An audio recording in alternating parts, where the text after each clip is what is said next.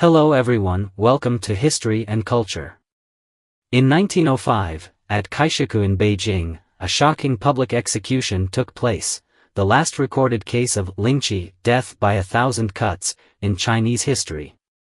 The man executed was named Kang Xiaoba, a notorious bandit leader who had terrorized the Beijing-Tianjin region.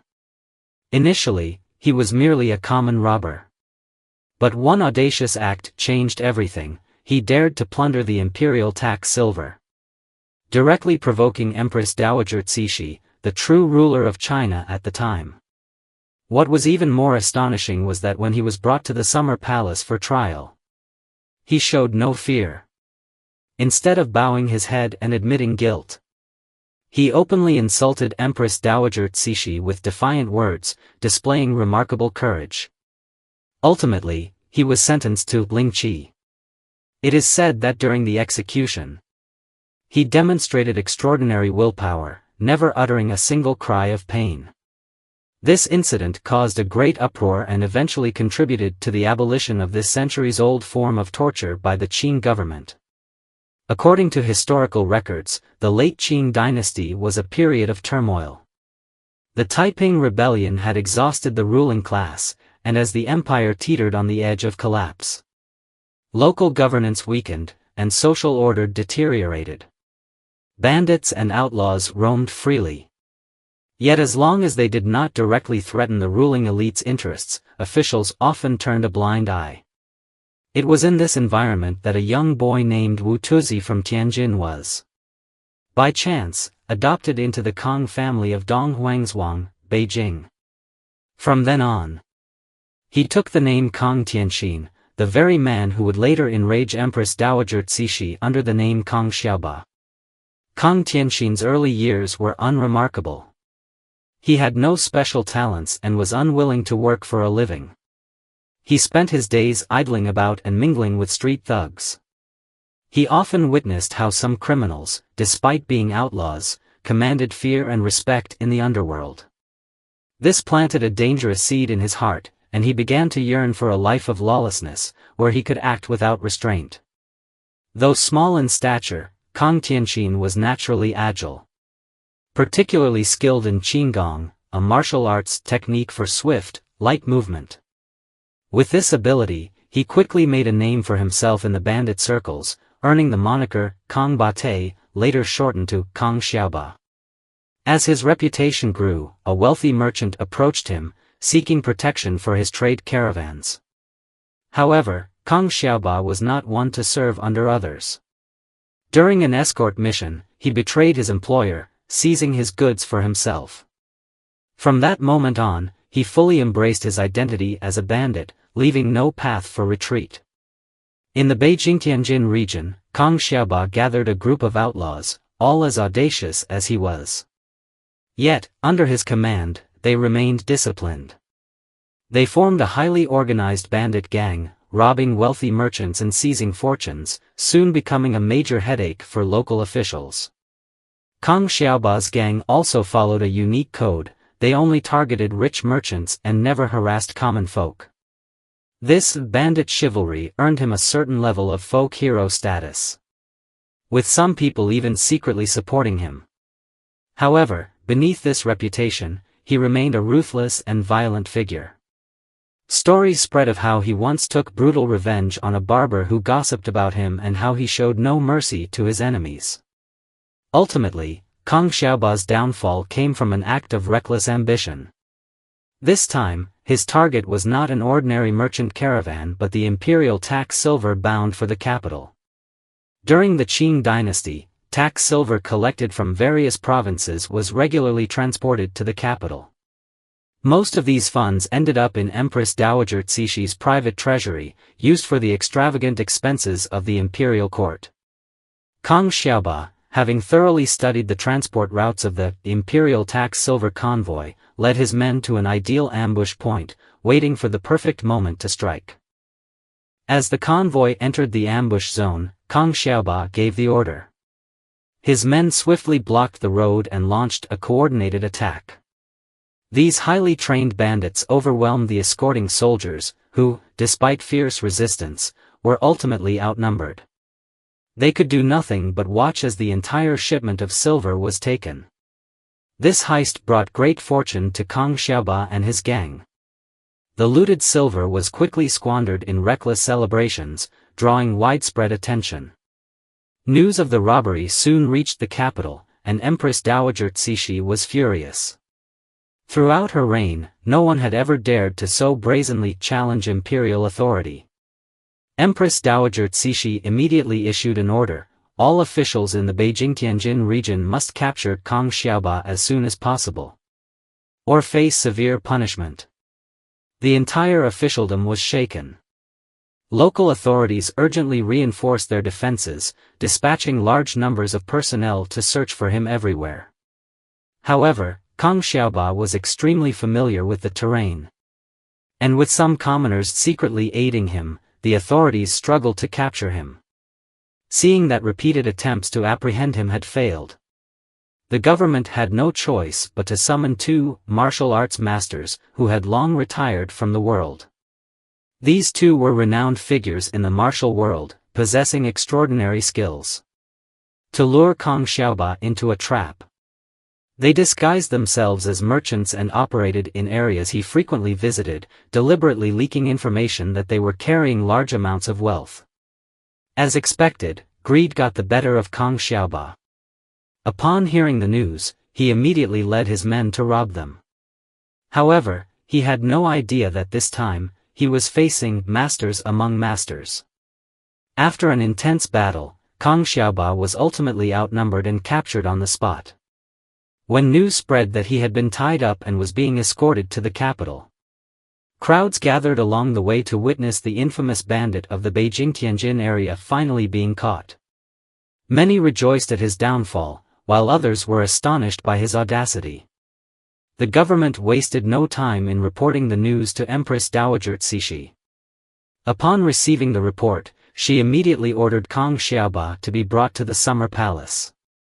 She wanted to interrogate this brazen troublemaker in person.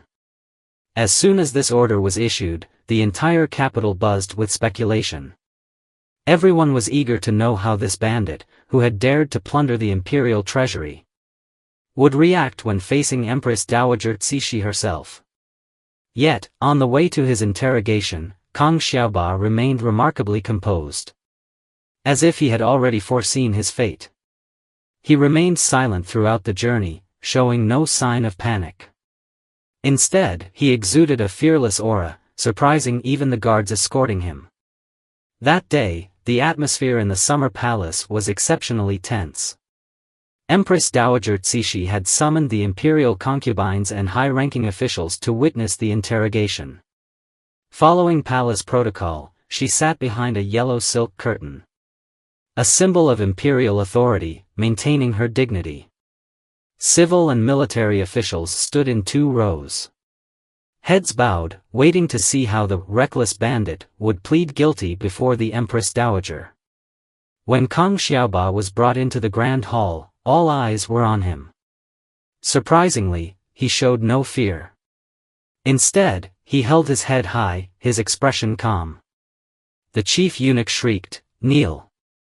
By law, anyone in the presence of Empress Dowager Cixi had to kneel and bow. But Kang Xiaoba stood tall and unmoving. Not only that, he even raised his head and stared straight at the curtain behind which Cixi sat, his gaze completely devoid of reverence. The eunuch was stunned and hastily ordered the guards to force him to kneel. Yet, Kang Xiaoba stubbornly resisted, refusing to bow. Behind the curtain, Empress Dowager Cixi observed this defiant prisoner. She had expected him to beg for mercy, but his audacity caught her off guard. Just as everyone held their breath, Kang Xiaoba suddenly spoke. However, instead of pleading for his life, he unleashed a string of sharp and fearless taunts. His words were piercing, each sentence laced with defiance, sending chills down the spines of the officials present.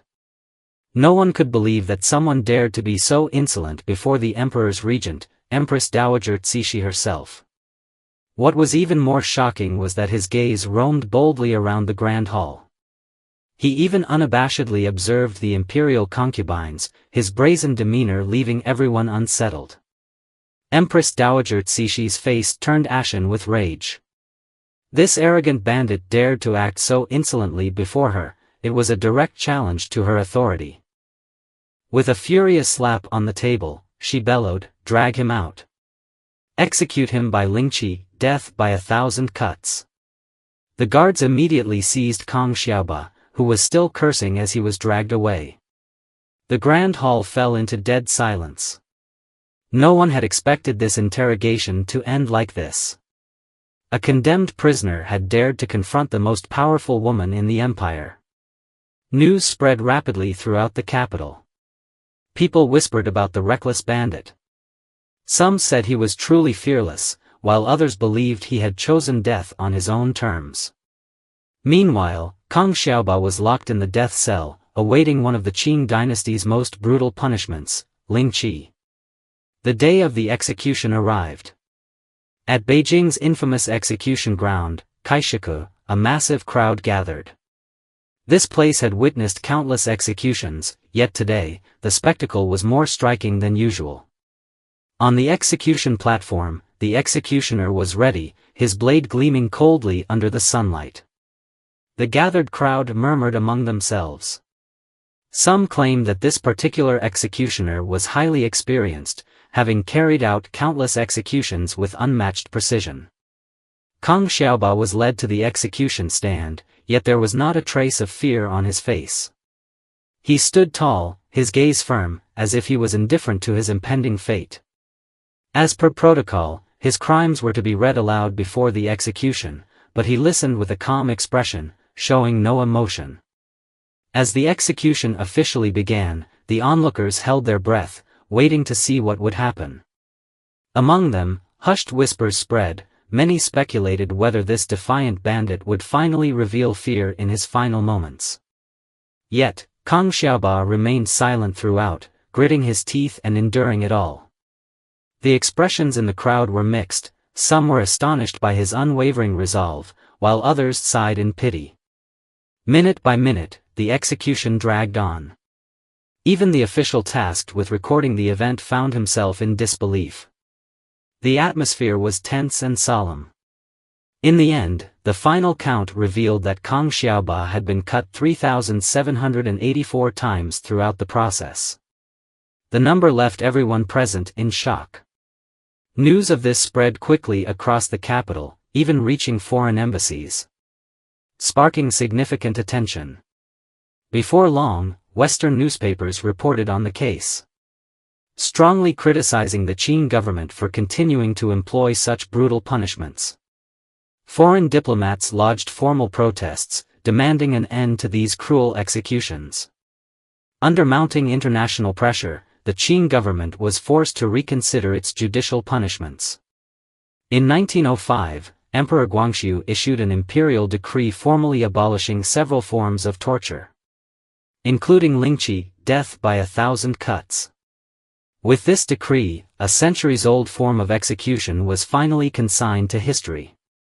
Kang Xiaoba became the last person in Chinese history to endure this punishment.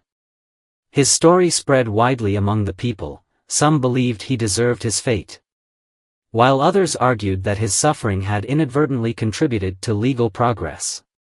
Some even claimed that his unwavering silence, his refusal to scream or plead, was a silent protest against the old system. Regardless of how history judges him, his fate became a crucial turning point in China's judicial reforms. This is the History and Culture channel. Liking and subscribing are the greatest help and support to us. Thank you everyone and see you in the next time.